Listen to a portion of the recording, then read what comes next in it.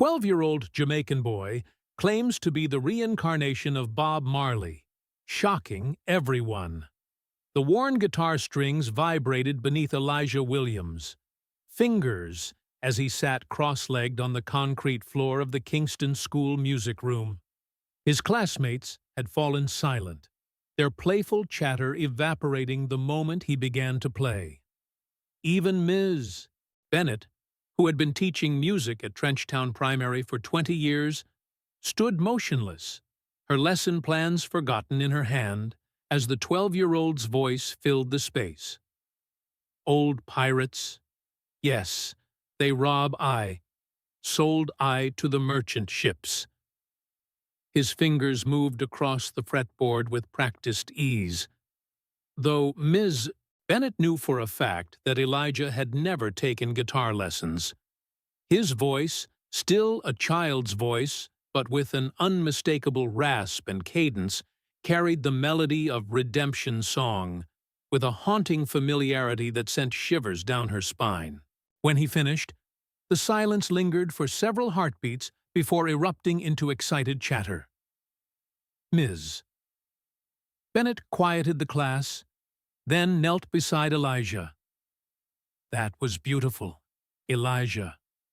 Where did you learn to play and sing like that?" The boy looked up, his dark eyes meeting hers with an expression that seemed too old for his young face. "I didn't learn it, Ms. Bennett. I remember it. I wrote this song." Later that afternoon, in the modest home that the Williams family shared in the same Trenchtown neighborhood where Bob Marley had once lived, Ms. Bennett sat with Michael and Shauna Williams at their small kitchen table. "I've been teaching music for 2 decades, and I've seen talented children before," she explained, her voice still carrying traces of awe. "But what Elijah did today was something else entirely. His guitar technique, his vocal phrasing, the subtle nuances in the performance. These aren't things a child simply picks up by listening to recordings." Michael Williams, a construction worker with calloused hands and a gentle demeanor, exchanged worried glances with his wife. "He's been saying strange things for months now," Shauna admitted. "At first, we thought it was just a phase, a child's imagination. He's always loved Bob Marley's music. It's everywhere in Jamaica, and we play it at home. But recently, he woke up screaming 3 weeks ago," Michael continued. "Said his foot was burning, that he could feel the cancer spreading." He was pointing to the exact spot on his right big toe where Marley's melanoma began. Ms. Bennett felt goosebumps rise on her arms. "Has he shared other memories?" Shauna nodded slowly. He described the shooting at Hope Road in 1976 in vivid detail. Who was standing where, the smell of gunpowder, the pain of the bullet grazing his arm. He was born in 2011. How could he know these things? Has he seen documentaries about Marley? Read books? "We've asked ourselves the same questions," Michael replied. "But some of the things he describes aren't in any documentary or book. Private moments, conversations with people who are long gone. And then there's the music." "The music?" "He's been playing songs, original songs in Marley's style, not covers. New music that no one has ever heard before, but that sound exactly like something Bob would create." The school's annual music festival arrived the following week. Traditionally, students performed well-rehearsed pieces for parents and community members. Elijah was scheduled to play a simple folk song that Miss Bennett had selected for the beginners group. When his turn came, he walked onto the small stage carrying the school's old acoustic guitar. But instead of playing the assigned piece, he closed his eyes for a moment, as if listening to some distant melody. Then his fingers began to dance across the strings in a rhythm that was unmistakably reggae, yet not a song anyone recognized.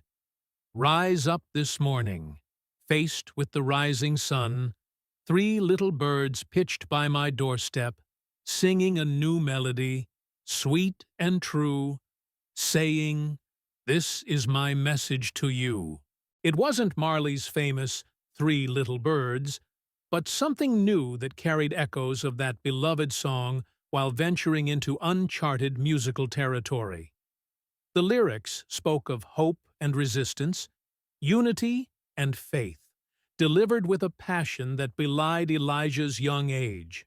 In the third row, an elderly man named Nesta Davis sat forward in his chair, his eyes wide with astonishment.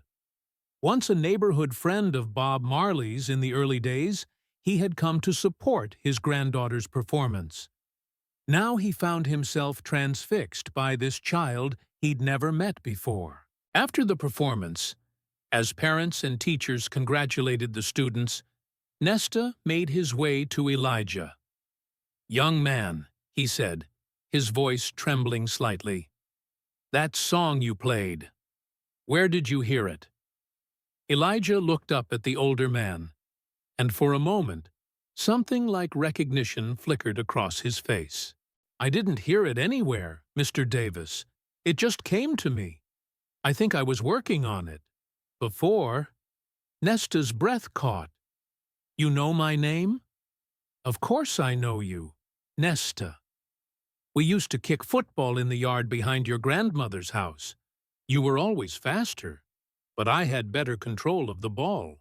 The elderly man's knees weakened, and he reached for a nearby chair to steady himself. He had indeed played football with Bob Marley as boys, but this detail about their childhood games wasn't something publicly known. More disturbing still was Elijah's mention of a song. In the late 1970s, Nesta had visited his old friend in the studio, where Bob had played him a partial melody, a new direction he was exploring that incorporated elements of Three Little Birds, but took the message further. The song was never completed or recorded before Marley's death in 1981. Word of Elijah's remarkable performance and his conversation with Nesta spread quickly through Trenchtown, a community where Bob Marley wasn't just a global superstar, but a local hero who had emerged from the same streets. Some dismissed it as a child's imagination combined with impressive musical talent. Others, particularly among the Rastafari community, viewed it with more spiritual significance. Concerned about the growing attention and its effect on their son, Michael and Shauna sought professional guidance. Dr. Josephine Reynolds, a child psychologist specializing in exceptional cognitive abilities, agreed to meet with Elijah. In her brightly colored office filled with children's artwork, Dr. Reynolds approached the session with professional curiosity rather than skepticism. "Do you know why your parents brought you to see me?" "Elijah?" she asked after they had spent some time getting acquainted. The boy nodded, his dreadlocks shifting gently with the movement. "They're worried because I remember being someone else before I was born as Elijah." "And who do you remember being?" "Bob Marley, Nesta, Robert Marley." "Can you tell me about these memories? When did they start?" Elijah considered this thoughtfully. "They've always been there, I think, but they started getting stronger about a year ago, like they were sleeping and then woke up. First it was just feelings, like knowing how to hold a guitar without being taught. Then came more specific memories, people, places, songs." "What kind of places do you remember?" "The house at Hope Road." 56 Hope Road, he specified. "I remember the studio in the back, where we would rehearse. The kitchen, where Rita would cook Ital food. The room upstairs, where I would write songs. Dr. Reynolds made notes." These were verifiable details about Marley's former home, now a museum, though many could be found in books or documentaries. "Do you remember people from that life?" Elijah nodded eagerly. "I remember the Wailers, Bunny and Peter at the beginning, Family Man and Carlton on bass and drums. I remember my children. Ziggy was always following me around the studio, asking questions about music. The session continued for over an hour, with Elijah recounting specific memories that ranged from historically documented events to private moments that would be difficult to verify. What struck Dr. Reynolds most was not just the content of these memories, but the way Elijah expressed them, with the emotional nuance and perspective of lived experience rather than learned information. Near the end of their time, she asked a question that had been on her mind throughout. "Elijah, why do you think you have these memories? Why are they coming to you now?" The boy's expression grew serious, his young face momentarily transformed by a sense of purpose that seemed beyond his years. "Because there's more work to do. I left too soon.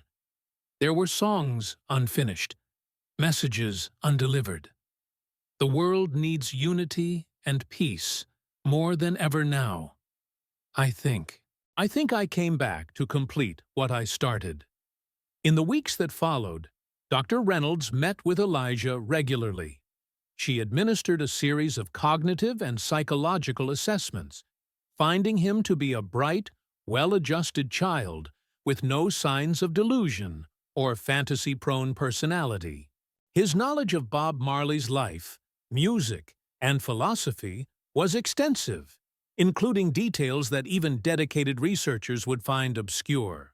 Most compelling were the original songs that Elijah continued to create, compositions that music experts who reviewed the recordings described as uncannily authentic to Marley's style and sensibility, yet fresh and contemporary.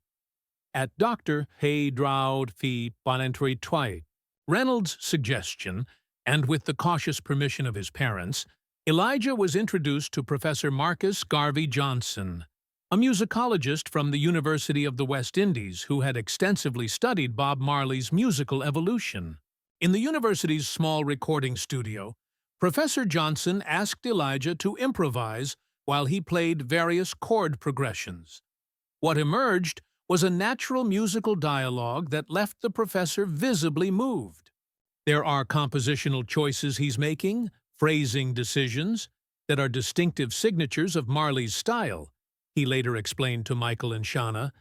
Not just the obvious elements that anyone might imitate, but subtle, sophisticated approaches to melody and rhythm that musicologists have identified as unique to Bob's work.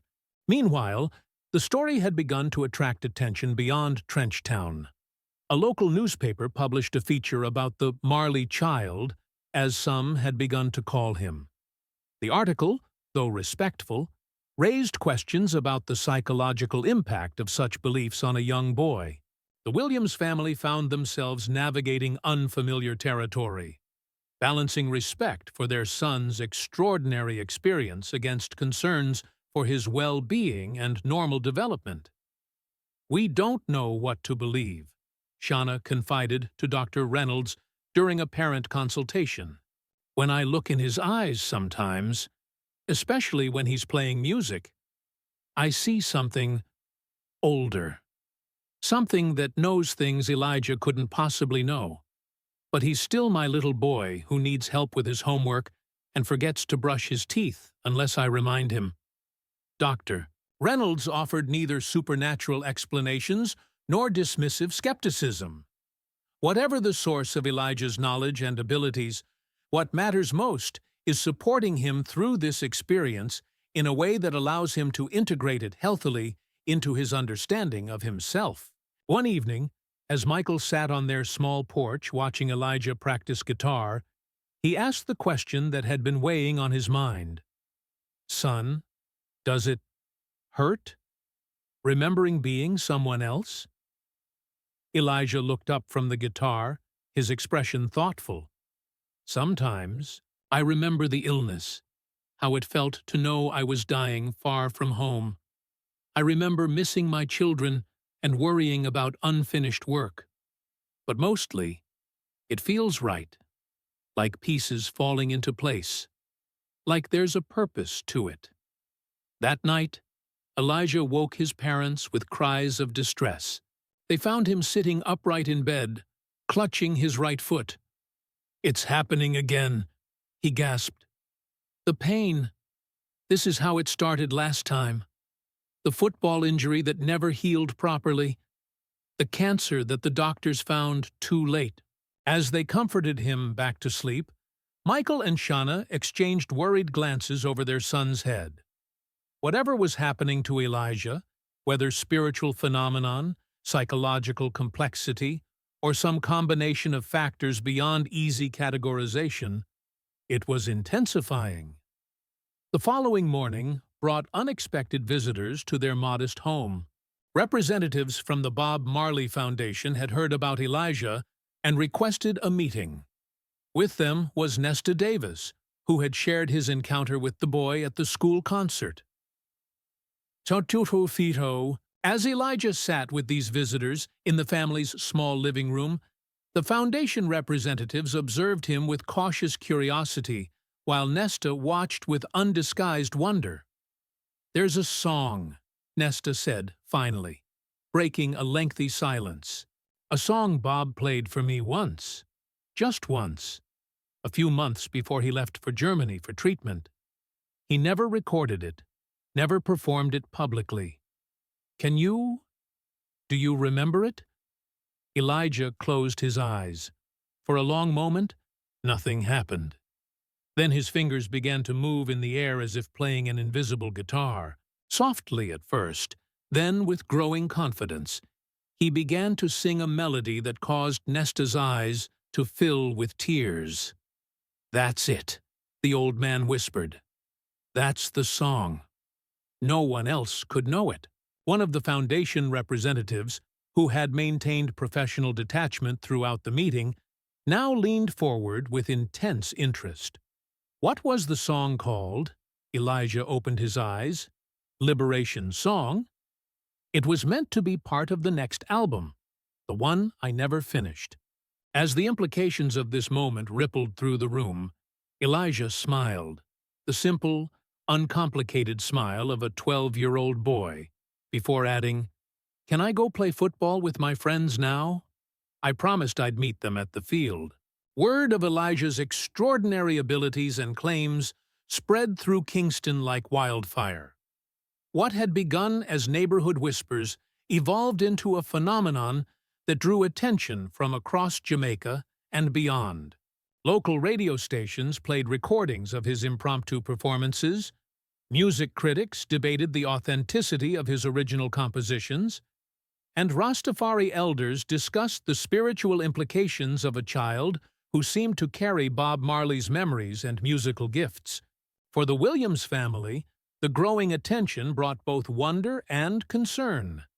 Their modest home in Trenchtown had become a pilgrimage site of sorts, with visitors regularly appearing at their door hoping to meet the boy or hear him play. "We need to protect him," Shauna insisted during a tense conversation with Michael and Dr. Reynolds. "He's still a child, not a public spectacle or a spiritual symbol." "I understand your concerns," Dr. Reynolds replied. "But there's also the question of what Elijah himself wants. He seems driven to share these memories and music, as if fulfilling some purpose." Michael rubbed his temples, the weight of responsibility heavy on his shoulders. "How do we know what's best? If this is real, if our son somehow carries Bob Marley's spirit or memories, don't we have some obligation to let that legacy continue?" Their deliberations were interrupted by a knock at the door. The visitor was Marcus Campbell, a respected Jamaican documentarian known for thoughtful explorations of Caribbean cultural heritage. He had been working on a film about Bob Marley's spiritual legacy when he heard about Elijah. "I'm not here for sensationalism," Campbell assured them after introducing himself.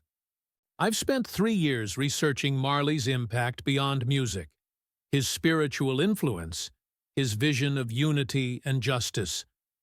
What I'm hearing about your son seems significant in that context."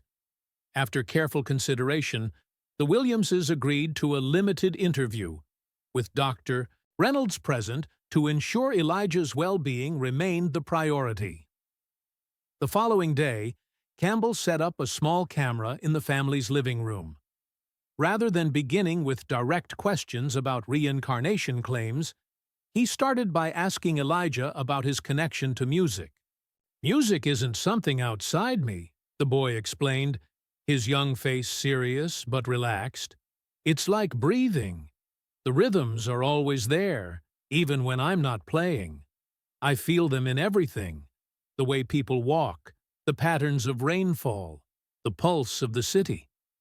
"That's a profound way of experiencing music," Campbell observed. "Can you tell me about your songwriting process?" Elijah's expression shifted subtly. "The songs already exist somewhere. I don't create them so much as find them, like they're waiting to be brought into the world. Sometimes they come whole, sometimes in pieces that need to be fitted together. Was it the same when you were before? When you were Bob Marley?" The question hung in the air. Elijah didn't immediately answer, his fingers absently tracing patterns on the arm of the chair.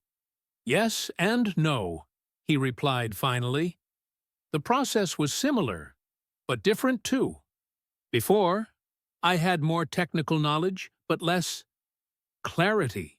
Maybe.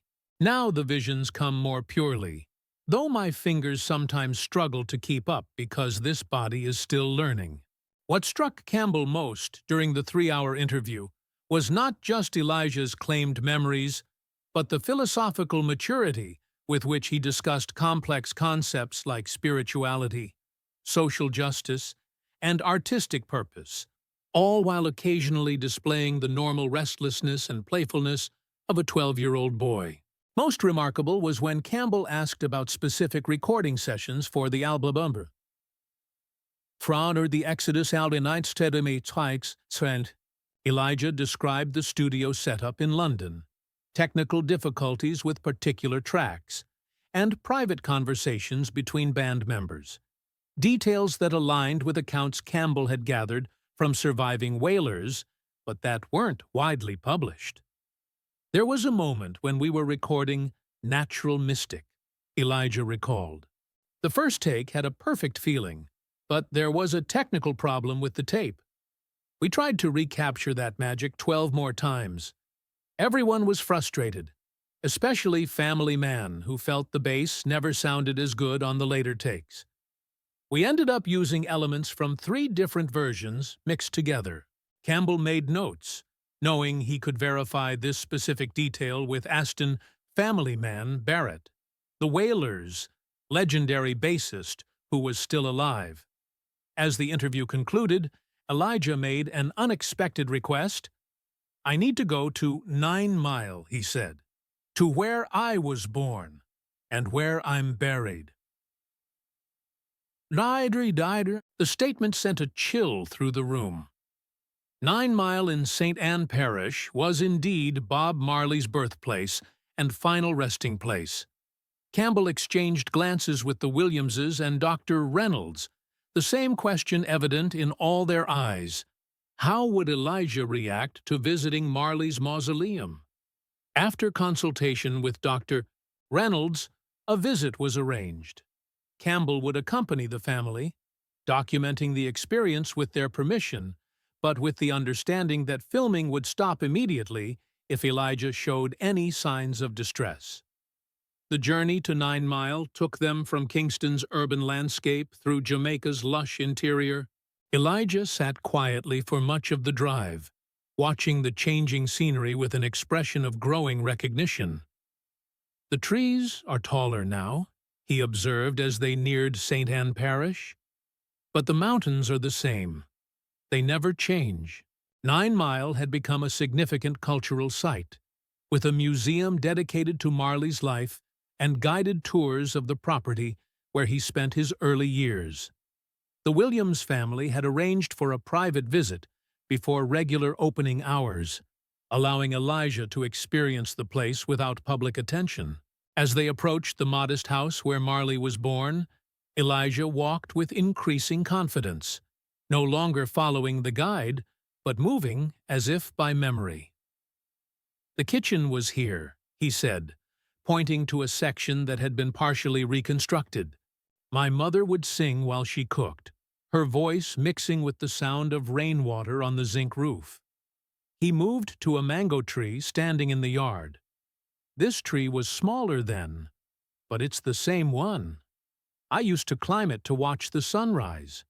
The guide, who had initially been skeptical about the claims surrounding this young visitor, grew increasingly unsettled as Elijah correctly identified original features of the property that weren't visible in the current restoration and weren't mentioned in the standard tour information. The most striking moment came when Elijah veered from the usual path, walking purposefully toward a secluded area behind the house. "There was a place here," he said, moving aside some vegetation to reveal a flat rock partially embedded in the earth. "A meditation spot. I would come here early in the morning when the air was still cool to reason with myself and Jah." The guide's expression transformed from skepticism to astonishment. "This spot isn't part of the tour," he said quietly to Campbell. "It's not in any of the documentation, but the elders in the community have passed down stories about Bob using a private place for meditation behind the house." When they reached the mausoleum where Marley's remains rest, Elijah fell silent. Unlike the energetic confidence he had displayed while exploring the property, he now approached with reverent slowness, his expression unreadable. Inside the cool stone chamber, he stood before the marble crypt, his small frame perfectly still. Tears streamed silently down his face. "It's strange," he whispered, when Dr. Reynolds gently asked what he was feeling. "To see your own resting place, to be here and not here at the same time." He remained for several minutes in silent contemplation before turning to leave. As they exited, he paused, looking back once more. "The body rests, but the spirit continues," he said, with unexpected composure. "That's what I always believed, and now I know it's true." News of Elijah's visit to 9 Mile, with its uncanny moments of recognition, further fueled public interest in his story. The documentary footage, although not yet released, became the subject of speculation. Most significant was the reaction from people connected to Marley's life and legacy. Aston family man Barrett, the legendary bassist who had performed with Marley throughout his career, requested to meet Elijah after hearing about his detailed knowledge of recording sessions. The meeting was arranged at the Tough Gong Studios in Kingston, where so much of the Wailers' music had been created. The elderly musician, his health declining but his mind sharp, observed Elijah with intensity as the boy explored the studio space, running his hands over equipment and standing in specific spots, as if recalling where band members had positioned themselves. "There's something I want to try," Barrett said finally. He picked up his bass guitar and began playing a progression of notes, the beginning of what sounded like it could be a Wailers track, but not one immediately recognizable. After 8 bars, he stopped abruptly and looked at Elijah. Without hesitation, the boy picked up a guitar, tuned it quickly, and continued the progression, adding chords and then a vocal melody with lyrics about resilience and transformation. Barrett's hands trembled as he set down his bass. "We were working on that 3 days before he left for Germany," he said, his voice thick with emotion. "Just the two of us, late at night in this studio. We never recorded it, never played it for anyone else. It wasn't finished. But it is now," Elijah said simply. As recordings of Elijah's music circulated within music industry circles, they eventually reached members of the Marley family. Cedella Marley, Bob's daughter, and a guardian of his legacy, initially expressed polite skepticism about the reports coming from Kingston. "We've seen many people claim special connections to my father over the years," she told her associates. "His impact was so profound that it's natural people feel intense personal relationships with his music and message. But as more verifiable details emerged about Elijah's knowledge, Sedella's curiosity overcame her reservations. During a planned visit to Jamaica for foundation business, she arranged to meet him at his school, a neutral setting where he might feel comfortable and she could observe him without the pressure of a formal interview. Their meeting took place in the music room, where Elijah had first surprised his teacher with his rendition of Redemption Song. Sedella brought no camera crew or entourage, just her personal assistant and the school principal as witnesses. "I hear you play music," she said after introductions, deliberately avoiding any mention of reincarnation or spiritual connection. Elijah nodded, suddenly shy in the presence of someone who featured in his claimed memories, now a grown woman, when he remembered her as a child. "Would you play something for me?" she asked. He picked up the school guitar and began a gentle, almost meditative version of Three Little Birds, one of her father's most beloved songs. The familiarity of the tune gradually gave way to subtle variations and extensions that maintained the essence of the original while exploring new emotional territory. Sedella watched with a carefully neutral expression, though her assistant noticed tears gathering in her eyes. When he finished playing, she opened her purse and removed a small item wrapped in cloth. "I brought something with me. It's never been shown publicly or photographed for books." She unwrapped the cloth to reveal a simple wooden pendant on a leather cord. The wood was dark with age, carved with a small symbol. Elijah's eyes widened in recognition. "The lion," he whispered. "From Ethiopia." Sedella's composed expression faltered. "Can you tell me about it?" "Hui, the elder gave it to me in Shashamani," Elijah said, referring to the Ethiopian community, where many Rastafari people had relocated. During the visit to Africa, he said it was carved from wood that grew on land where Emperor Haile Selassie had walked. I kept it with me always after that, even in the hospital in Germany. The pendant had indeed been given to Bob Marley during his visit to Ethiopia, and he had worn it during his final months. After his death, it had remained in his daughter's possession, a private keepsake never shared with the public. "How could you know this?" Sedella asked, her voice barely audible. Elijah met her gaze directly. "Because I was there. I'm sorry if that's difficult to hear or believe. It's difficult for me to understand, too." As the meeting concluded, Sedella made no public statement about her impressions. But before leaving, she spent several minutes speaking privately with Elijah, their conversation inaudible to others in the room. Whatever passed between them left both with expressions of peaceful resolution. The encounter with Sedella Marley marked a turning point.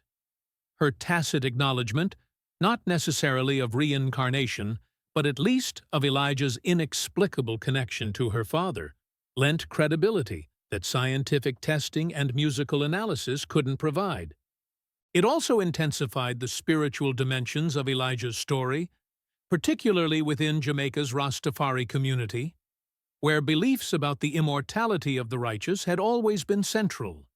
Some elders saw in Elijah a confirmation of their understanding that the spirit never dies but continues its work across generations. Others cautioned against focusing too much on one individual when Marley's message had always been about collective consciousness and unity. For Elijah himself, the growing attention brought both purpose and burden. Dr. Reynolds noted with concern that his descriptions of Marley's final months, the spreading cancer, the painful treatments in Germany, the struggle to accept that his earthly mission was ending before he felt it was complete, had become more frequent and more emotionally intense. "I remember the pain," he confided during a therapy session. "Not just physical pain, but the sadness of knowing there was still so much to do, so many songs unfinished, so much injustice still to fight." And how does carrying these memories feel to you now? Dr. Reynolds asked gently. Elijah was quiet for a long moment, his young face solemn with contemplation. Sometimes heavy, like I'm carrying two lives at once, but also right, like this is exactly what's supposed to be happening. The music wants to be finished. The message needs to continue. That's why I'm here. As the Jamaican summer approached, bringing with it the intense heat that blankets Kingston from June through August, Elijah began experiencing something that concerned his parents deeply. He developed a persistent discomfort in his right foot, specifically in the big toe where Bob Marley's fatal melanoma had first appeared. Medical examinations revealed nothing physically wrong. X-rays showed normal bone structure, and a dermatologist confirmed there were no skin abnormalities. Yet Elijah's pain persisted, sometimes waking him at night or causing him to limp during the day. It's psychosomatic. Doctor Reynolds explained during a consultation with the Williams family. His mind is creating physical sensations based on the memories he believes he carries.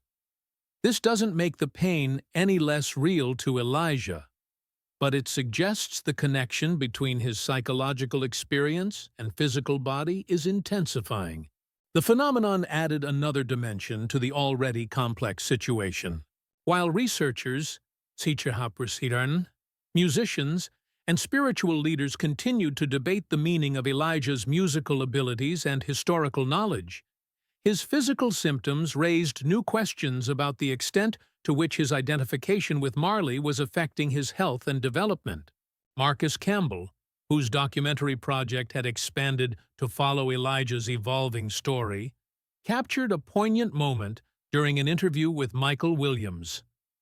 "My greatest fear," Michael confided, his voice tight with emotion, "is that if he's somehow reliving Bob Marley's experiences, might he also relive the illness? The doctors say there's nothing physically wrong, but as a father, watching your child in pain, it's unbearable." The family's concerns led them to limit Elijah's public appearances and interviews, creating a protective space where he could process his experiences with the support of Dr. Reynolds and a small circle of trusted advisors.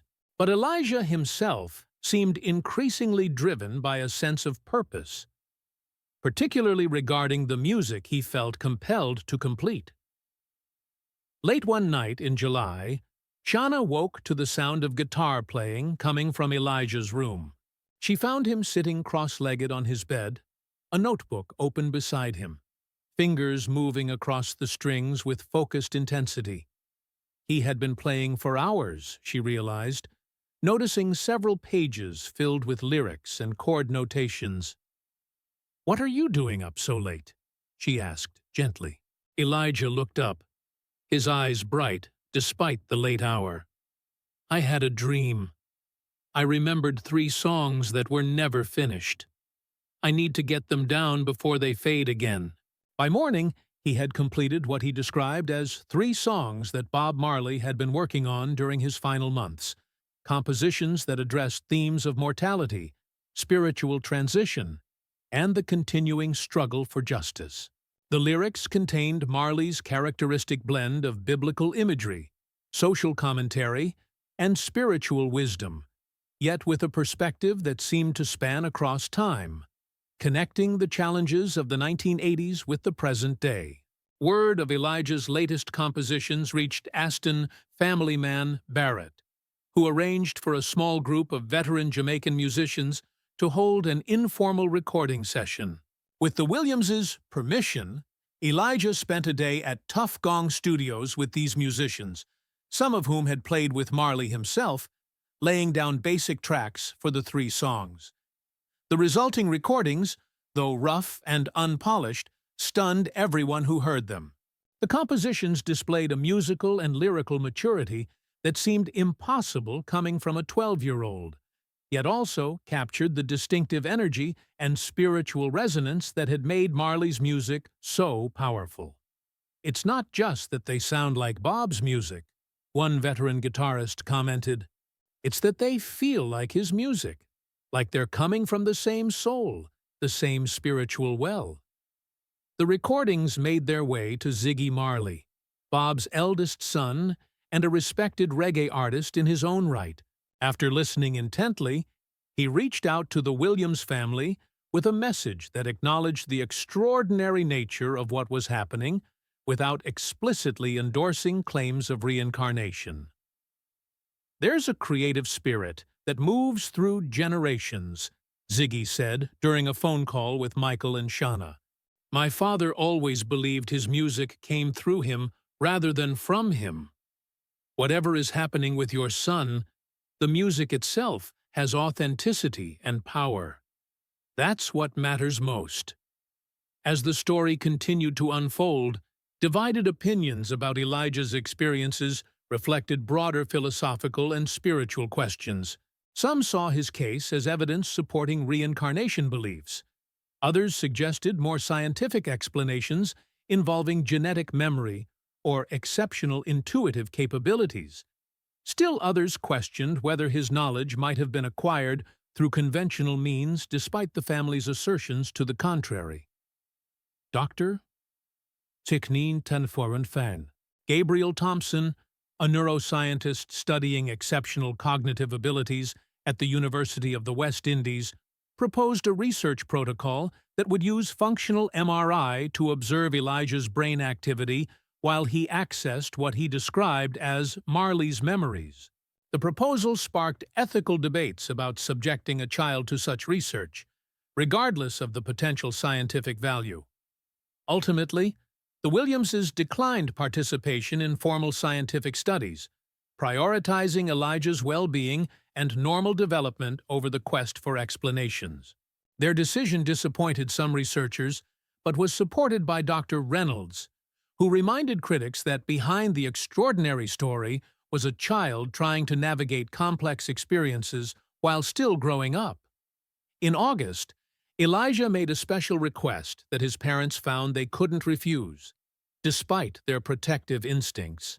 He asked to visit the Bob Marley Museum at 56 Hope Road, the former residence that featured prominently in his memories. "I need to go there," he explained, with a seriousness that had become characteristic when he spoke of his connection to Marley. "I think it might help me understand why this is happening to me. Why I remember." The visit was arranged outside regular hours to ensure privacy. As with the 9-mile trip, Marcus Campbell documented the experience with the family's permission, while Dr. Reynolds observed carefully for signs of psychological distress. From the moment they entered the compound, Elijah moved with the confidence of someone returning to a familiar space. He navigated the rooms of the house without guidance, pausing occasionally to touch specific objects or stand in particular spots, as if absorbing memories. The most powerful moment came when he entered the small back room that had served as Marley's recording studio. Elijah stood perfectly still in the center of the space, his eyes closed, breathing deeply. "This is where it all came together," he said quietly. "Where the music found its form. I can still feel the vibrations in the walls." He opened his eyes and walked to a specific spot on the floor, kneeling to touch the wooden boards. There was something here, something important. The museum curator, who had been watching with professional skepticism, stepped forward. "What do you mean?" "A hiding place. Under this floorboard. He kept special things there. Things too private for anyone else to see." The curator exchanged glances with Campbell and the Williamses, her expression uncertain. This particular detail wasn't part of the museum's knowledge about the house. "These are original floorboards," she confirmed. "But we've never documented any hidden compartments." With permission, the museum's maintenance staff carefully lifted the board Elijah had indicated. Beneath it was indeed a small, hollow space, and within that space lay a dusty notebook, its pages yellow with age. The curator, wearing conservation gloves, gently lifted the notebook. Inside were handwritten lyrics, personal reflections, and sketches, unmistakably in Marley's handwriting, based on comparison with known samples. "This is extraordinary," she whispered. "This hasn't been touched in over 40 years." As the implications of this discovery rippled through the room, Elijah seemed to experience a subtle shift. The intensity that had characterized his demeanor throughout the visit gradually softened, replaced by a peaceful calm. "It's complete now," he said, looking around the studio one last time. "The circle is closed." In the days following the Hope Road visit, Dr. Reynolds noted significant changes in Elijah's presentation. The foot pain that had troubled him for weeks subsided. His episodes of speaking as if he were Marley became less frequent. He continued to play music, but the urgent drive to recover and complete unfinished songs seemed to have eased. "It's as if finding that notebook satisfied some essential purpose of his connection to Marley," she explained to the Williamses, "like returning a borrowed item to its proper place." The notebook itself, after careful preservation assessment, was found to contain previously unknown lyrics and personal writings from the last year of Marley's life. Most significant was a detailed outline for songs that aligned remarkably with the compositions Elijah had produced during his late-night creative session. In September, as Elijah returned to school and began to resume a more normal childhood routine, he was invited to participate in a benefit concert for youth music education in Kingston. After careful consideration, his parents agreed to let him perform, seeing it as an opportunity to channel his extraordinary experiences toward a positive community purpose. The event, held at Emancipation Park, featured young musicians from across Jamaica. When Elijah took the stage with a small backing band of teenage performers, the audience, which included music industry figures, Rastafari elders, and ordinary Kingstonians, fell silent in anticipation. He performed 3 songs, one traditional Marley composition, Redemption Song, and 2 of the new pieces he had completed over the summer. His voice, though still a child's voice, carried the emotional depth and spiritual resonance that had characterized his private performances. Between songs, he addressed the audience directly for the first time since his story had become public. "Music doesn't belong to any one person," he said, his voice clear in the evening air. "It belongs to the world, to the people, to the future. Whether you believe I carry Bob Marley's spirit or just his influence, what matters is that the message continues. One love, one heart, justice for all people." He paused, looking out over the gathered crowd with an expression that seemed to balance the wisdom in his words with the youth in his face.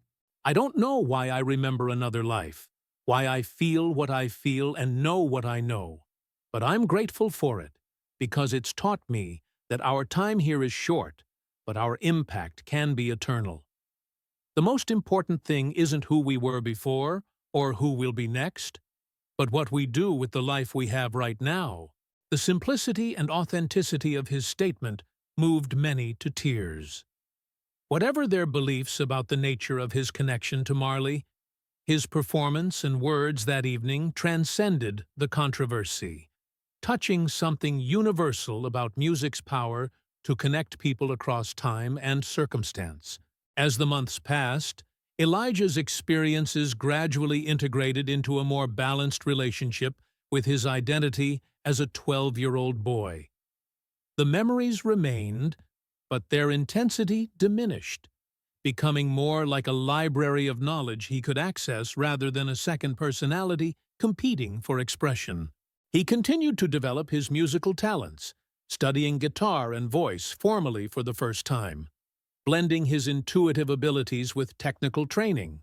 The Williams family, with help from the Bob Marley Foundation, established a trust for his education, ensuring that any proceeds from his performances or the eventual documentary would be properly managed for his future. Dr. Tant pur fruit.